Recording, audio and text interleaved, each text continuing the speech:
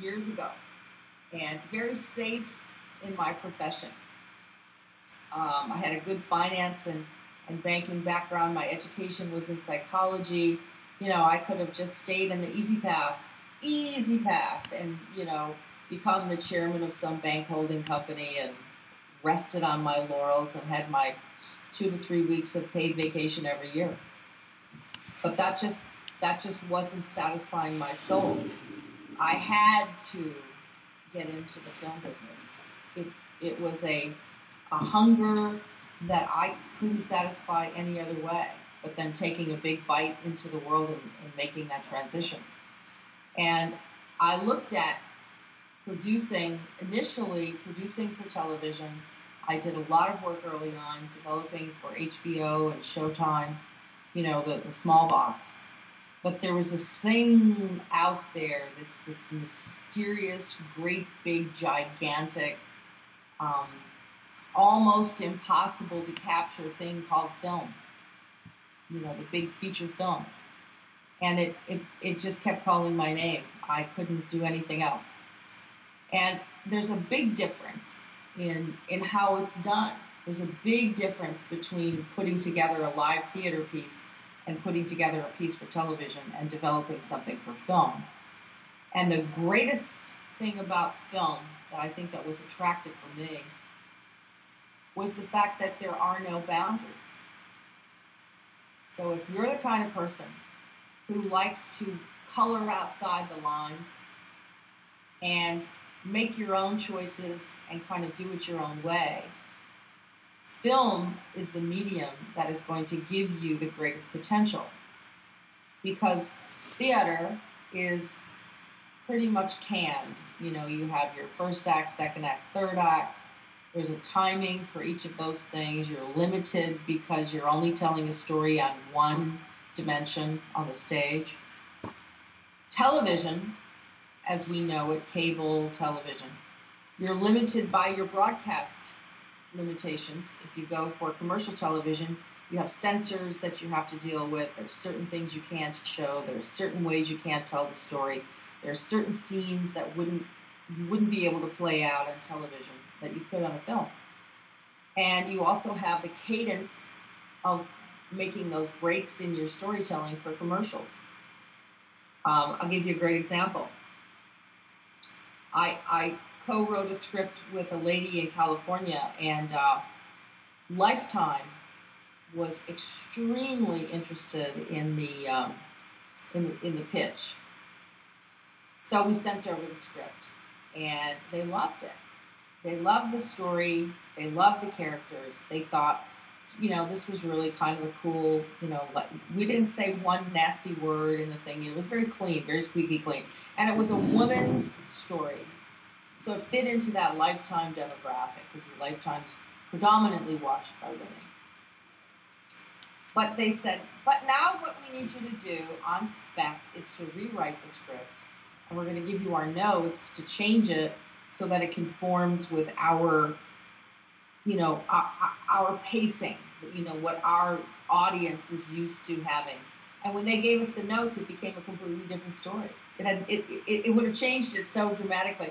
I think what they said to us is get rid of the happy moments. When they say less dancing, more cancer, that's what they wanted. Well, it is Lifetime. That was Lifetime, right? And they said that's what our audience wants you to make them cry. So that didn't work for us, But if we keep that project on the big screen, then the hurdle is not whether or not the way we've told the story. The hurdle is not whether or not the way that the characters are developed will work. The hurdle really becomes one more of convincing those people who are the check writers that this is a project that they can invest in, where they're likely to see their money back. So those are the considerations you have in making your choices, in your options. Excellent. Let me ask you this, just from the top. Would you kind of define each of the different producer hat roles that there are, from EP to creative producer, developing producer, line producer, associate producer, that kind of, just so that each person here has a clear understanding. Sometimes they overlap, and there are different functions and responsibilities. Right. The producer is the engine driving the train. The producer is the one who holds it all together. The producer gets the script or takes the idea and finds a writer to develop a script. The producer is the one who attaches talent. The producer attaches the director. The producer puts the budget, gets the line producer or UPM to put a budget together and a schedule together. But the producer is the main king of the show. Sometimes projects are such that it's got to be, you find that there's more than one producer. And because one person may have expertise in a certain area and another person may have expertise in another area. For example, I have a partner who I work with. His IMDB resume, I think IMDB offers you the ability to have something like 250 credits on your IMDB page. And then when you have more credits than that, the older credits start dropping off because they have a maximum number of credits. Well, this guy's he's worked on over 300 and some films. So his IMDb page has always got the most number of credits that IMDb allows. But the majority of his work was done early on in his career on the crew side.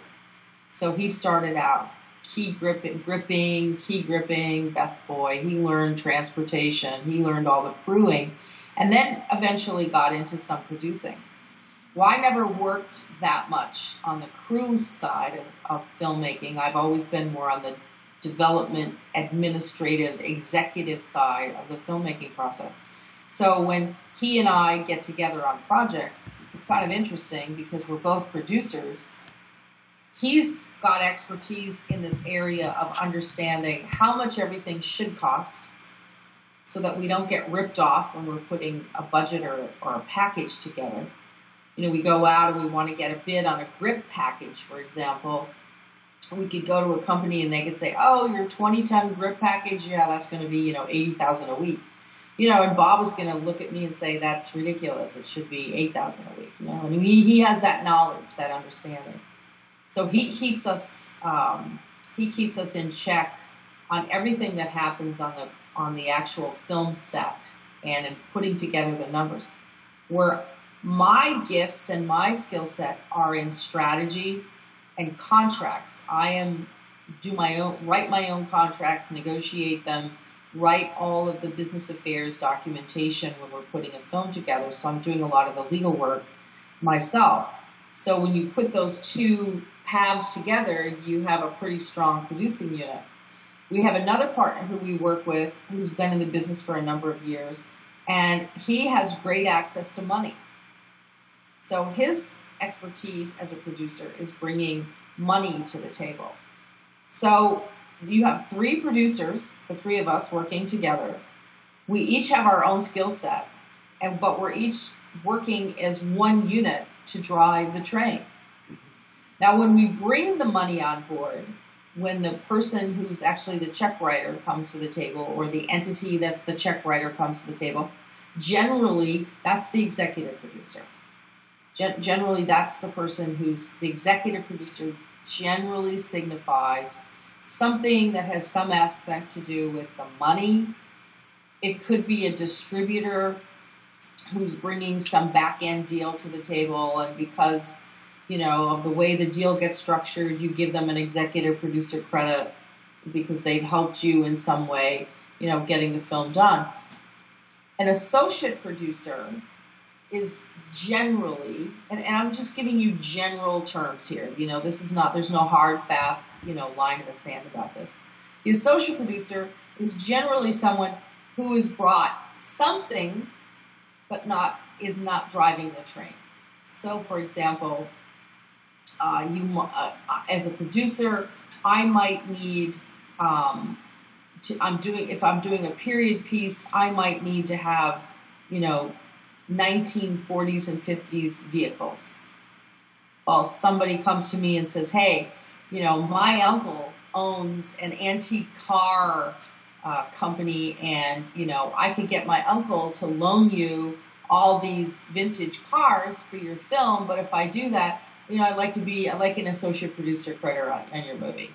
Or, my cousin is Eric Roberts, and if I talk to Eric and Eric says he'll do this movie for you, I'd like to get an associate producer credit. So some associate producer is usually someone who's bringing something, but not a big part of the producing of the project, and not necessarily bringing money.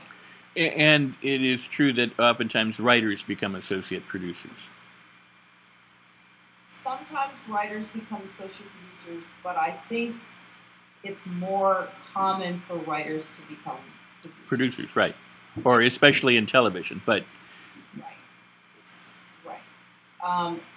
I discourage that, and I'll tell you why. Sure. And especially, I think, sometimes directors want to also be producers. Sometimes directors want to also be producers because they feel that they've labored so long and so hard. You guys are in there, you're putting your projects together, you've written it, you're going to direct it, you got all your buddies together, and now you want to take a producing credit. This is my feeling about that. And again, this is a general commentary. This is not hard and fast, and it's only my opinion. Take it for what it's worth.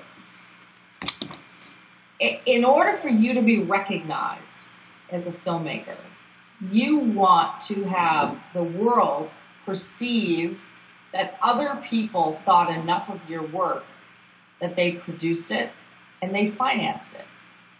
So if you're the writer, producer, director, everything, the message that communicates is that nobody really thought that much of what you're trying to do, and you had to do it all on your own. Therefore, you haven't quite gotten over that hurdle yet. So you want to have I believe you want to have a producer associated with your project.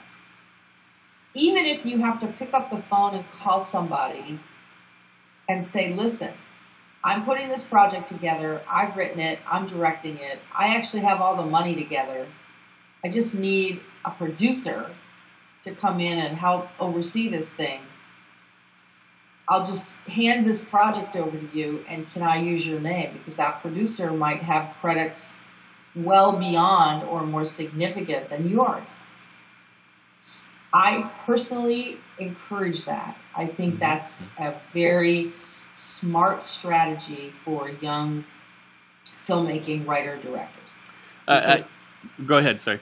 Yeah, just because it sends a more layered message out to the general public, I think. I completely agree with you, and I think a lot of young, and whenever I say young filmmakers, I don't mean age, I mean people new in the business, whether they're making a short or their first feature, sometimes they think they need to have all of these credits so that IMDB looks good, like they've edited it, they've done the makeup, and they've done the wardrobe, and they've done the trim. And actually it does. It works against you to have more credits. It's extremely valid what you've just said. Thank you. Excuse me. And again, this is just my opinion. So take it for whatever it's worth. Any questions about the direction that we're going in here on this discussion?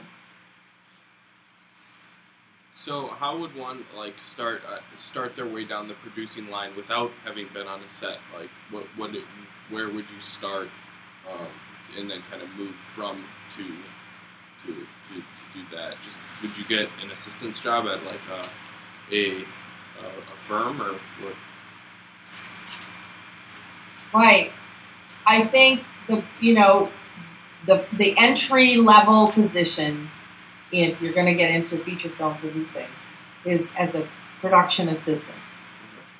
And those jobs, believe it or not, are the just the asswipe jobs. I mean, really, you're just doing the crappiest things on the set. I mean, it's horrible. But, and they're hard to get because everybody kind of knows once you're in, you're a production assistant, that gives you the opportunity to get to know everybody.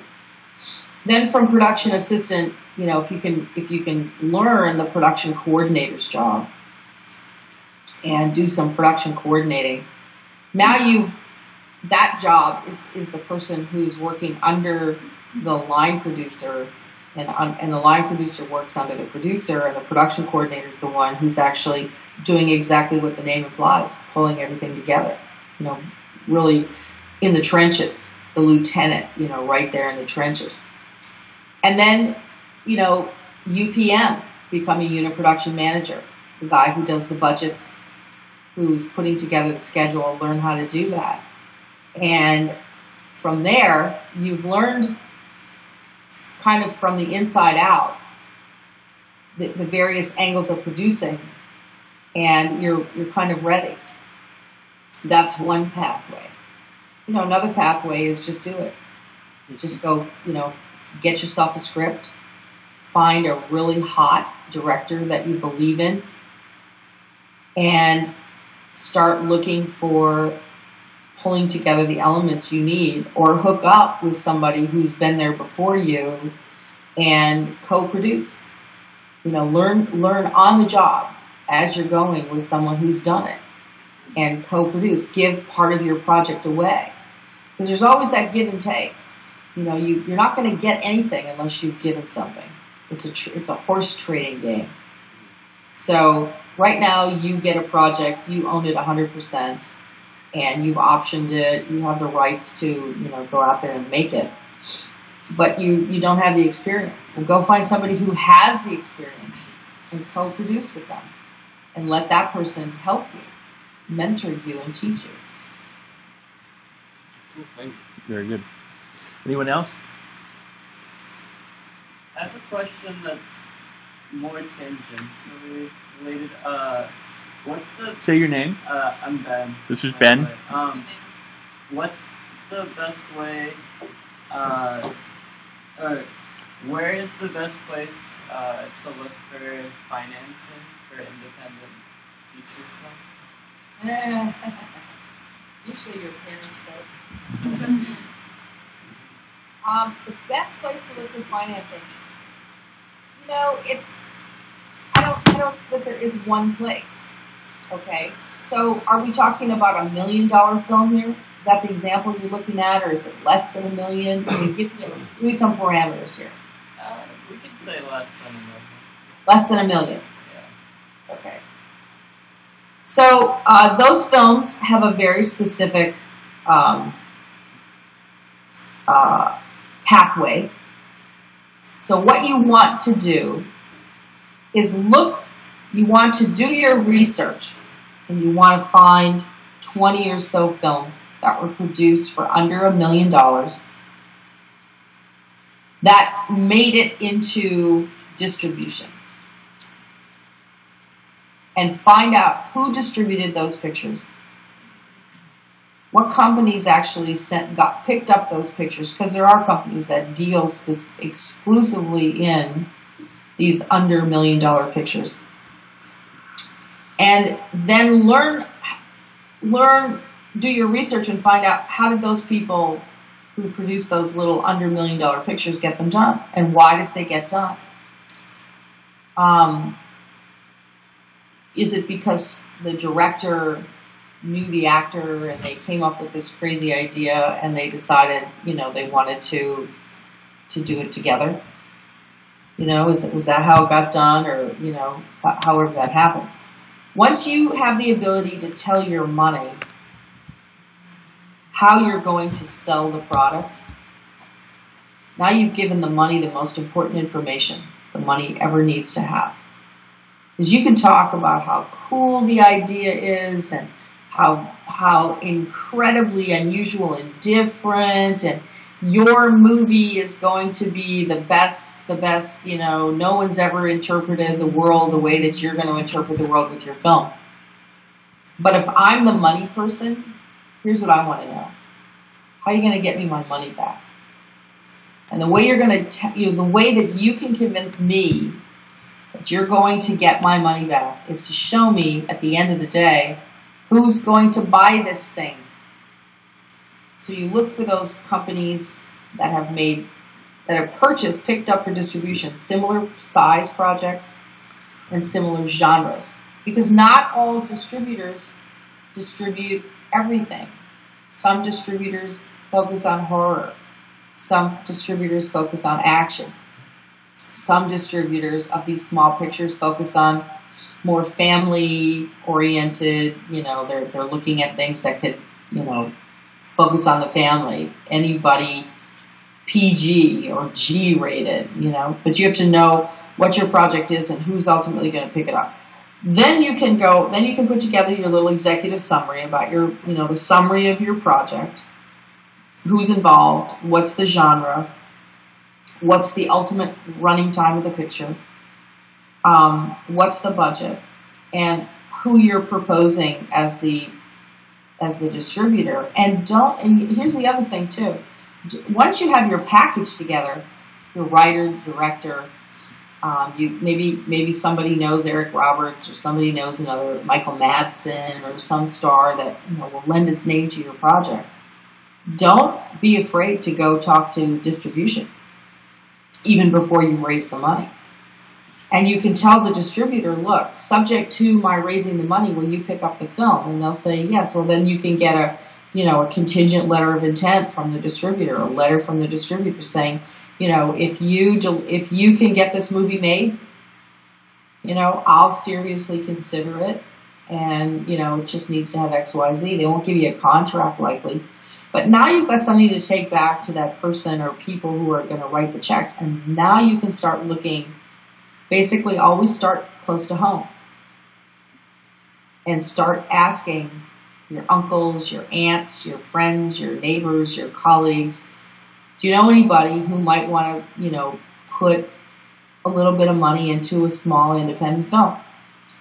Because the people who are going to back you initially are going to be people, trust me, from your own circle. You can't go to a bank. You're probably not going to write a private placement memorandum. You're just going to do this in a very small circle of people. And once you've got and here's the trick too with that. People always say to me, how do you get the money? Here's the trick. I'm gonna give you the best information anyone has ever or will ever give you. You ready for this? Everybody's awake there, right? I hope, yes. Indeed, okay. They are. Okay, good. Okay. As will be the internet. Okay, good. Okay. You want to go talk to people about money and say to them, listen, will you give me a letter of intent that states, if I accomplish X, Y, and Z, you're likely to give me X thousands of dollars. Now, the letter of intent is non-binding. It's just their intention. It's showing you their intention. Now, you get that first letter of intent for $25,000 from your uncle who says, I'm going to give you $25,000, but you got to come. I'm not going to do that until you come back to me and show me you've raised the whole $500,000. But I'll be your first 25. You take that $25,000 letter of intent, you go to the next person. You say, look, I got my first $25,000 committed. Can you give me 50? And the next person says, yeah, I'll give you 50 if, and they give you your list of contingencies, and those contingencies are written within that letter of intent. And those are all the things that you have to do before that person will seriously consider. But you're going to end up with a handful of letters of intent. Letters of intent from actors who say, yeah, if you raise the money, you can make me an offer. Okay. Well, that doesn't mean you have that person attached to your project, but it shows the money that you've talked to that actor or that actor's agent, and if you can raise the money and come back, that actor is willing to entertain an offer. And now if you have any kind of a letter of intent from a distributor, you have these letters of intent, which in and of themselves mean nothing. You can't trade them in to pay your rent. You can't pay your tuition with them. But they become the foundation for your being able to show the next guy and the next guy after that and the next guy after that, that you've got a whole group of people who have each come to you and said, contingent upon your accomplishing whatever it is they each need you to accomplish, they're seriously going to consider giving you the money. So you might, at the end of the day, have 50 letters of intent. But when you add up everything within those letters of intent, you have enough money to produce it. You now have the money to go and make that offer to your talent, which then you take to your distributor. You go back to the distributor and you say, okay, I've got the commitments for financing, and I've got a commitment from, Michael Madsen to actually be in this movie. And the distributor will say, okay, fine. And you say, now I need you to give me a contract, a negative pickup or a minimum guarantee, some kind of a contract. So when I do produce the film and I deliver it to you, I know at a minimum what you're going to give me. And you want that minimum to be at least your budget, and then maybe a little more, because you're going to have interest and so forth to pay back to your investors. So generally you want that contract to be a minimum of 125% of your budget from the distributor. Now that helps, because whatever you get from your distributor up front is likely to be the only money you'll ever get from your distributor. They're horrible people. They're liars and cheats, okay? They're going to tell you they didn't sell the movie, they didn't make money, when in fact they did. And who are you? What are you going to do? You're going to go audit Sony Pictures? I doubt it. So whatever you get up front is probably going to be, in most cases, your best shot. Okay, but now you have to disclaim that about Sony Pictures. Yeah, exactly. I just made that reference. I didn't mean Sony, but right. Whoever it is, right? Max, whoever you're dealing with. I mean, you're the likelihood of your suing even a small distributor if they don't pay you more money. It's not feasible. Well, and you can't hire the battery of people required to check all of your foreign territory sales and everything. I mean, you just would never be able to do it unless you've got someone, like the Directors Guild or somebody that could do something like that for you. And even then, right, you may never see it. And that has become a big problem, by the way, for producers over the years. The domestic sales, you can kind of go back and verify that. How much did they sell the movie to HBO? How much did they sell the movie to some syndication, television syndication? What kind of deal they get with Netflix? I mean, that's all domestic. That's a little bit easier to verify. But once they sell to Cancun or right. Brazil or who knows where it could go, Brussels, Benelux. But they have, the way that the way that this has been mitigated in recent years is that the distributors often are required to have a relationship with a escrow agent, an international escrow agent.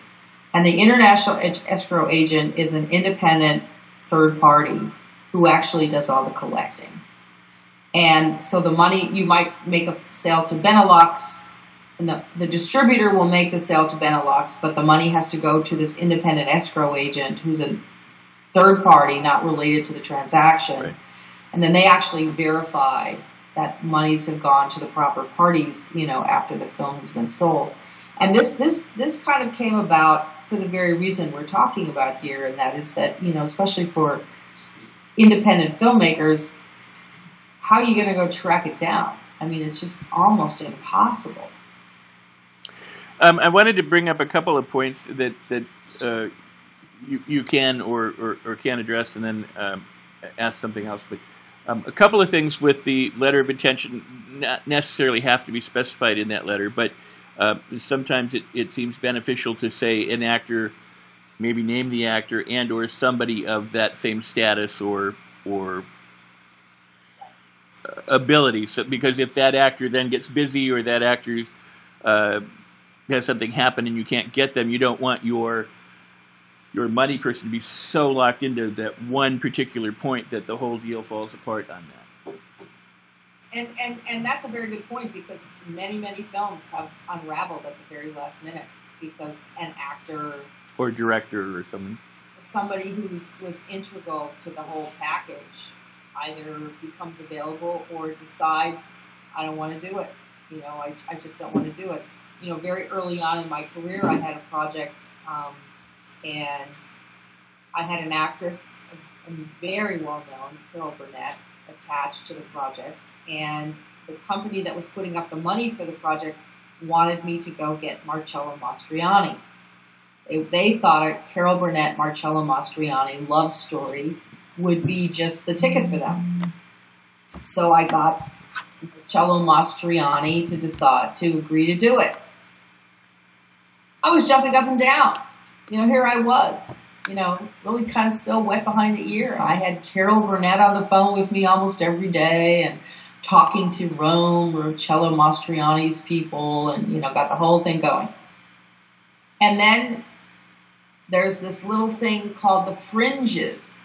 Your actors have their little fringe package. It has nothing to do with their money. It has to do with the extra little things that they want in order to agree to the deal. They're green M&Ms. Yeah, the green M&Ms. And Carol Burnett wanted us to do the rehearsals in Hawaii because that's where she lived. And at the time, she had young daughters, and she didn't want to be away for the entire filming and rehearsals and prep. She was willing to be away from Hawaii for the filming, but she wanted us to do the rehearsals in Hawaii.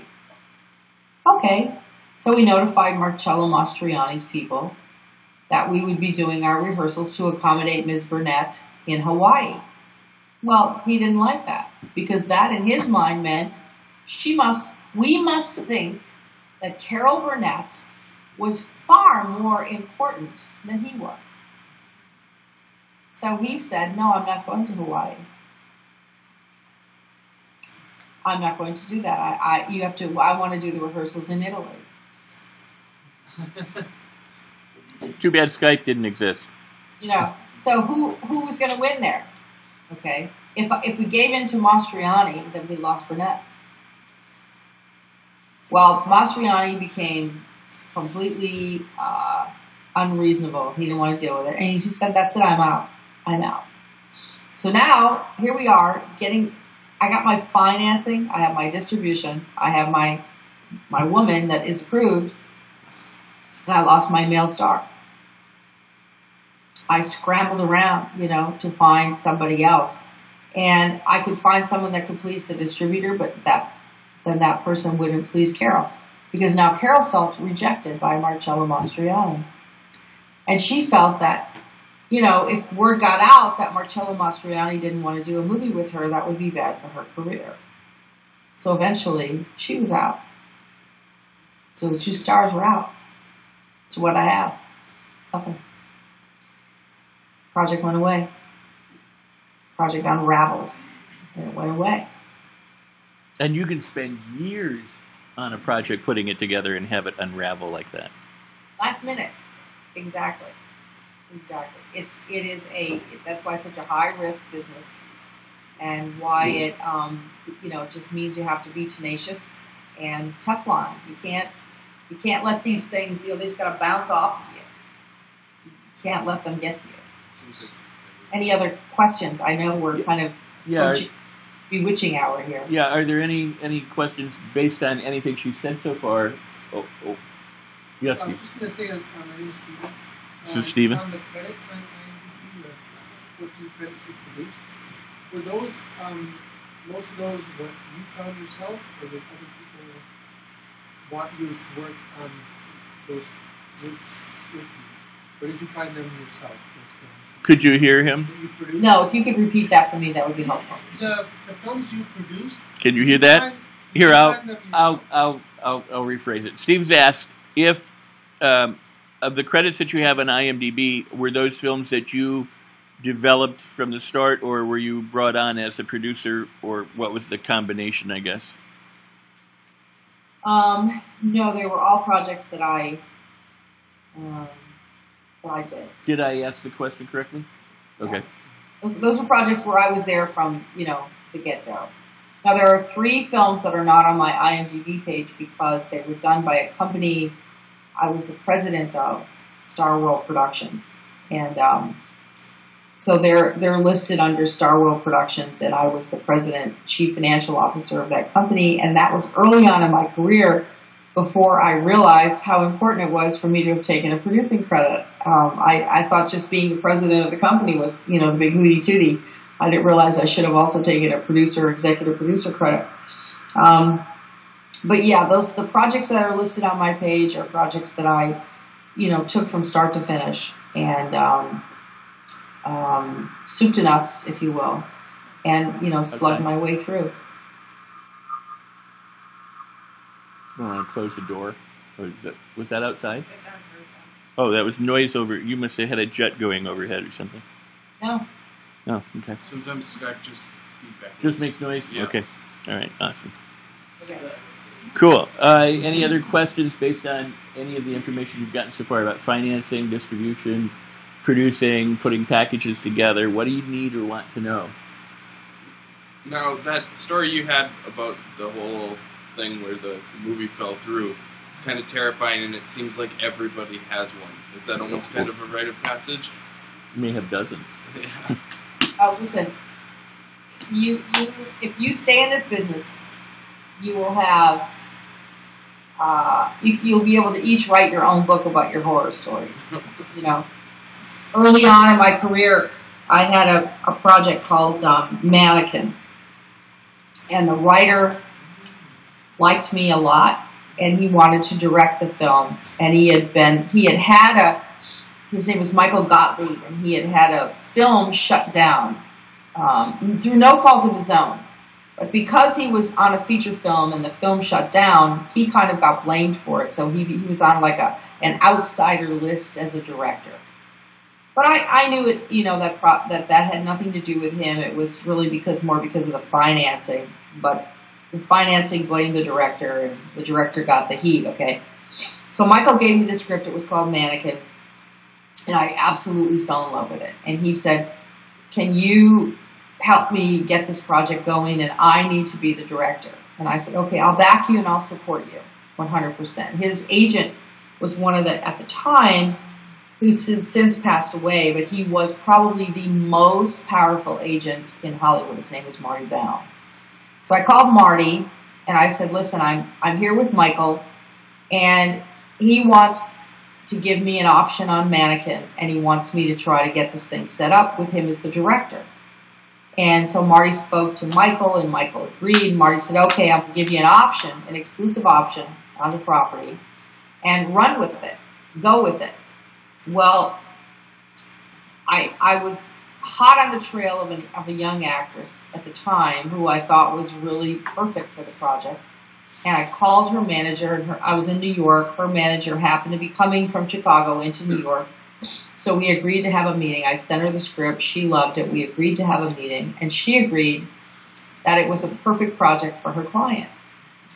So with Michael Gottlieb, who was at the time, he had some credits, and he was represented by a big agent, and this actress who was a name actress, I called a friend of mine who was then at 20th Century Fox, and I said, "Will you read this project? I have an option. This is a great project." He said, "Get it to me." So I got him the project. I spoke with him on Friday. He said, "I read the project. I love it. I'm giving it to the head of the studio to read over the weekend with my recommendation that we greenlight this project for production, and Michael will be the director." I couldn't stand it the whole weekend. Okay, I couldn't stand it. I get a call Monday morning. Well, it was later for me, but it was Monday morning LA time from this production executive at Fox, screaming at the top of his lungs at me. How could I have done that?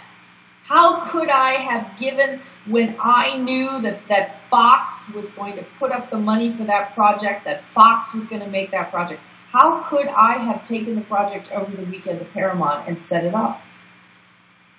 I said, I never even had a conversation with Paramount. He said, well, you better look at the trades this morning because Paramount announced that they made a deal over the weekend on this project. Now, I had the option on it. I don't know how anybody could, do that. So I got a copy of the trades. I saw that was true. I called Marty Baum. I said, Marty, this is ridiculous. He said, what's ridiculous? And I said, somebody made a deal over the weekend at Paramount, and I had a deal at Fox. He said, you don't have, now I'm going to quote Marty on this. These are not my words. He said, you don't have shit. I have everything. You have nothing. He goes, I said, but I have an option. He goes, yeah, well, sue me, kid. How far do you think you're going to get? I'm the most powerful man in this town. And the project went away. It got produced. Mannequin, look it up. Mannequin got produced. My name was nowhere on it. Okay, I got completely sandwiched. This was really, really early on in my career. I called my lawyer, screaming, yelling, Fred, I can't believe it. I want to go after Marty. But Fred said, listen to me. He said, you're now in. You're in. I said, what do you mean? He said, you're in. He said, nobody's really in unless they get screwed by Marty Baum. He said, so you're in. Consider it a badge of courage. You've got a medal now because he got you early on and everything's going to be fine. So I think, we can protect ourselves. We can do everything we need to do. But if you don't have horror stories to tell, by the time you finish making your first one or two movies, you're the anomaly. You're the exception. Yeah. Yeah, and there's all those actors and producers and directors and everybody who said, oh, I turned this down and so-and-so got an award. And, everybody has their disappointments and expect them, but don't let them stop you. Excellent. Anybody else? What other questions might you have? Yes. Hi, my name is Alex. Hi, Alex. Hi. Speak loudly, please. All right. I know you said earlier that I guess before you go into Hollywood, it's not good to have too many IMDb credits for like a beginner, like young filmmaker. Why is that exactly? No, I'm gonna clarify that for you. Okay. Your IMDb page is your resume. Okay. So you can have all kinds of credits.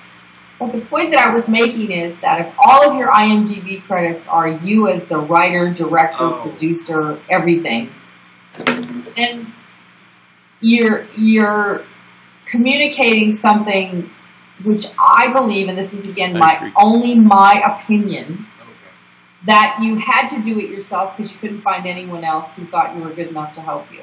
Oh, okay. No. It's a good that it's clarified. Right. Yeah. No, and then I had commented as well that if you wear too many hats on one project, somebody wants to write it, direct it, shoot it, edit it, star in it, it just doesn't. I remember that Eddie Murphy got criticized years ago where people said, "Oh, this is some kind of vanity project," but he had done everything that he was supposed to have done, but they just looked at it like you didn't hire a crew. If you do everything, if you do an animated movie or you do something in your basement, you do it and produce it and everything, and it's all yours. That's one thing. But Hollywood looks at how you spend money and manage money and how you work with other people and who wants to work with you. So if you don't have a crew and if you don't have a cast and if you don't have people in the right places, then it doesn't look like a worthwhile project. You don't look like someone, as Susan would say, that they would want to invest in. So it's better to she's saying, get somebody on board. Like if you've got a project you want to do right now, find somebody who'll produce it for you, even among your classmates, and have someone else produce it. You direct it. Does that make sense? So that you're not doing it all. Then produce another one and let somebody else direct it. But that way you get the experience in all the different areas. Right. I encourage that. Although, you know, if you look at somebody like Sylvester Stallone, who had a lot of trouble getting work as an actor, so he did the Rocky franchise. You know, it worked for him. You know, that's kind of a. I'm saying, you know, the opposite is true in that case. But he had Alvinson direct Rocky. I mean, Right. he did write it and he did go out and try to get it made, but he didn't direct his first feature and everything. Exactly. Right. You know, Steve Buscemi had a hard. I mean, I think he's a phenomenal actor. He had a really hard time, you know, getting roles in Hollywood. So he put together his film Trees Lounge, and you know, that was his way of, you know, kind of showcasing himself, you know, as an actor producer. And I agree with you. And I think particularly today that's completely viable.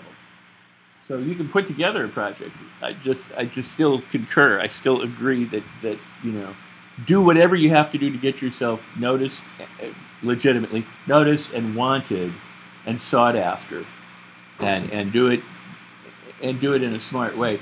Something that you said, now there's stuff, and I want you to clarify just the term, because some of that is not as likely today as was before, but it's also possible that today or in the near future that we won't be relying on the traditional distribution mechanisms. You might all have your own channel, and if you can afford the streaming costs, you know, that they have, that you could have your own channel, you would have your own essentially film making and distribution channel on the internet, and if you've got the wherewithal and the money to market it and to make it a you know, like a Netflix, how that all plays out in the future will be interesting to see whether that actually happens, but it's a possibility.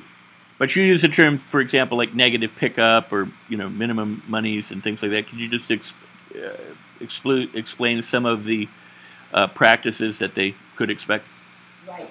So a negative pickup is a term used to because in the old days, you know, when you were shooting on film, you delivered your negative, and you delivered the negative to the distributor or whoever had put up the money, the studio presumably. So the term negative pickup became a term used for the process where you as a filmmaker get the film done, it's all completely finished, and you're delivering the negative to your distributor, to your end purchaser, and then they're obligated to pay you some predetermined amount of money based on the terms of that negative pickup contract. And MG, M as in mother, G as in George, MG, minimum guarantee, is similar, but basically that's kind of superseded the negative pickups, because what you're saying to your end user, your distributor there is, you know, I'm going to deliver this movie. I'm projecting to deliver this movie. It will be X number of minutes. It will star, you know, these people. It will have this director, this writer, these producers. You know, we're going to shoot it in Poughkeepsie, you know, wherever this is. And when I deliver it to you, you're going to give me some minimum guaranteed amount of money, and then the rest of the money will come as you sell the project. Now, that minimum guarantee is what you can use to go back to your investors and say, look, I got a minimum guarantee from Miramax. They're going to give me $1,500,000 when I deliver my picture, but I only need $1 million to make the movie, and I'm going to shoot the movie in Utah, and Utah gives me 15%.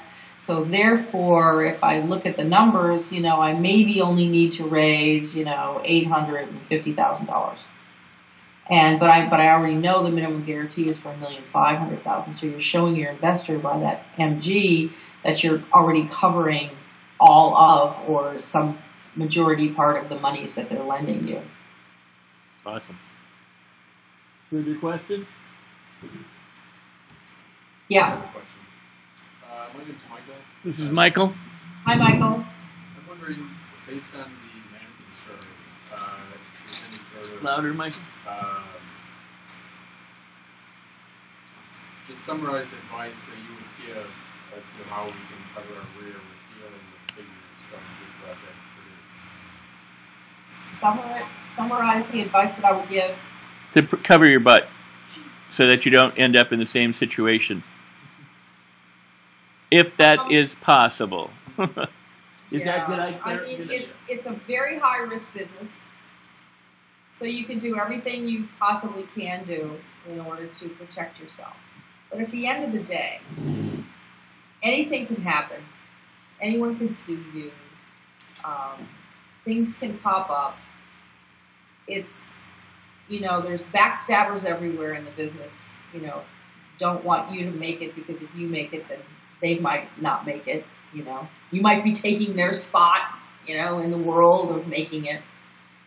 But I think you just have to have your contracts done well, and you need to make sure from the very beginning that your option agreements or your screenplay agreements, writer agreements are perfect, because everything starts from that process. So if your option agreement isn't tight or isn't well done, and somebody can poke holes in it, then you've basically started building your project on a faulty foundation.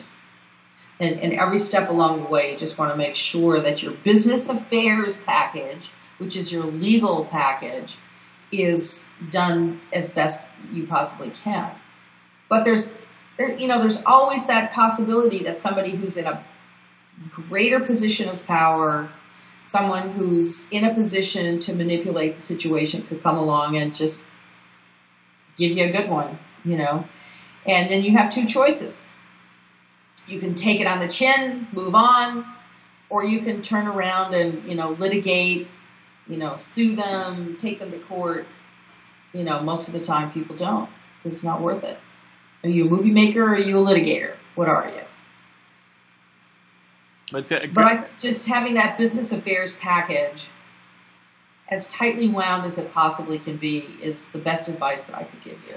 So let me ask the class, who's one of the first people that you would consult with if you were to raise money and make a feature film?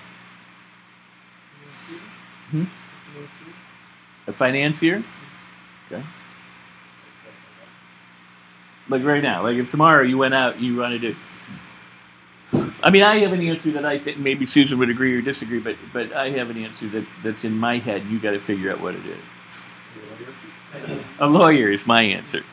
It says in other words, if you could barter, if you could find somebody, somebody who's good, not just any lawyer, and not your brother's nephew who does accidents and things like that, but a good entertainment lawyer can help you put things together. Susan has experience in the legal and financial background. If you don't, you need to find someone who does. And that may be where some of your first monies go, but if you can barter it or if you can bring them on, and some of them will come on as producers, you got to be real careful. Susan can probably talk more to you about that, but...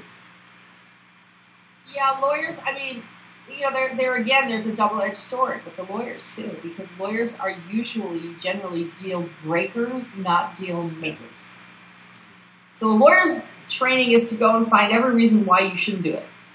Oh, don't do this project because, so many things have happened and you shouldn't do this. And, they're generally kind of negative. But until you are in a position to write your own contracts, write your own option agreements and so forth, it does make sense to find some small business affairs company. And there are some small, if you, end up working in, and you can't get a general practitioner, you can't get a family practice lawyer, they're not going to know entertainment law.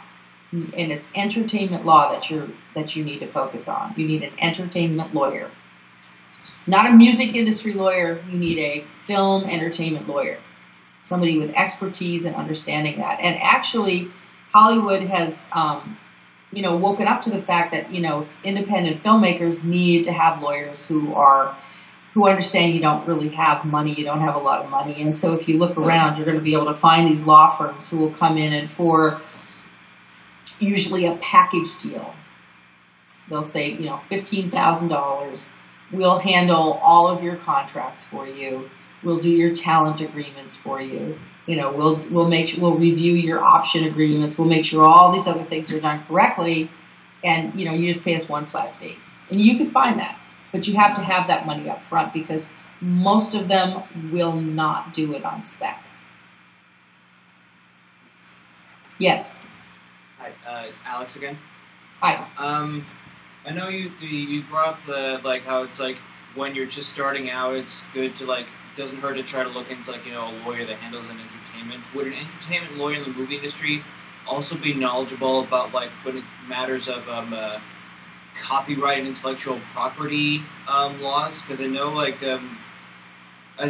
of the big things with like producing and stuff when you're producing a film for like a major studio or like independently yourself, who essentially would the studio essentially own the copyright as like a work for hire, or how would like copyright work in that situation? Well, that's different for every project. If you get to the point where you're a writer that somebody wants to bring onto a project, then you're a work for hire, and somebody else owns that project. Okay. As a producer, if I hire you to come in and write a project for me, I'm going to hire you as a work for hire, and I'm going to own the copyright on that project. Okay. Because then at the end of the day, when I go to sell the project, I need to own the copyright so that I have that available to actually negotiate the deals. So you want to hold on to the ownership, the copyright, as much as possible. And yes, an entertainment lawyer will know how to guide you through that process and make sure that your interests are protected on that project, irrespective of who you are in the process. They're going to put you in a position to protect you the best possible way. Okay. Anyone else? We have literally maybe between 5 and 10 minutes, and I know that you're flying out of there to Atlanta. So, Yeah, I'm heading down to Atlanta. So, the question from Stephen. Stephen again. Did you write your own contracts, or did you have lawyers write them? He asked if you wrote your own contracts or if you had lawyers write about it. I generally draft my own contracts, and then I give them to the opposing party, who gives them to their counsel. They come back to me redlined, with their opposing counsel's notes on it. If the changes are changes that I understand and I feel like I can actually deal with or negotiate those points, then I do that myself. But before I sign it, I give it to my lawyer. And so my lawyer will look at it. I'm going to say not always, because I've been around long enough that, I kind of know the ins and outs. But, I'll let my lawyer take a little final look at it and make sure that I'm not signing something that is going to get me into trouble down the road. But yeah, generally I do my own, and I love that process, and I love the negotiating process a lot. That's part of my favorite part of the process is negotiating the deals, because I like to win. I'm very aggressive, and I'm real alpha. So I like to, I won that point, yay, I'll give up 2, but I'm going to win the big one. And if you don't like reading, if you're a skimmer or a scanner when it comes to reading, you kind of make sure you have somebody who can read for you. Exactly. Because you gotta love it. If the art of the deal is what turns you on and you're into all of that, then go for it. Again, she has expertise in that area. If you're just starting out, I think whenever you start out, and no matter how big you get in the business, you want to surround yourself with people who, 1, know more than you, and who, 2, can do what you can't, and who are people that stretch you and help you reach further in your own career and in your own artistry. So you always want to have the best team assembled that you possibly can afford to have. And if you're students and you can't, and it's not about affording it, it's just who can you choose from in your school, your class, your friends who are the shaker removers that you want to have on your project. Right. And, one other way to entice people to come on board and work with you is to give them a little piece of the ownership of the picture. But you can't get more than 100%. You can't get more than 100%, right. But generally your money is going to own 50%, and you're going to keep 50%. Well, if you want to be a big hog and try to keep all that 50% yourself, you're probably not going to get very far. But if you want to bring your pals or other people on board to help you, then definitely give away little pieces of that producer's equity, because if the movie actually gets done and it gets made and it gets sold and there's money at the end of the day, then that's the way for people to work on a speculative basis and know at the end of the day they own a little piece of that magic, and you know, you make a movie for 100,000 and it sells for $1 million, and you know your buddy owns 5% of it. Hey, that's kind of a cool little windfall. Absolutely. All right. Absolutely. Well, listen, I'm going to thank you all very much for inviting me, and if you ever want to invite me back again, I'm open-minded. I'd love it. Would love to have you back. I wish you all the very best in your ongoing endeavors, you know, in this crazy, you know, movie business. Don't be discouraged. And, you know, where there's a will, there's a way. Susan, you're marvelous. Have a happy, safe trip to Atlanta. We'll talk soon. If you're flying, I may not catch up with you, but otherwise I'll call you from the car just to debrief and have a great one. Good to see you. It's been a year. I was back at the festival since the last time we saw each other and had a great time. All right. Listen, thank you, and bye to all of you. All right. You take care now, Susan. Bye-bye. Well, there you have it. All right. Questions and or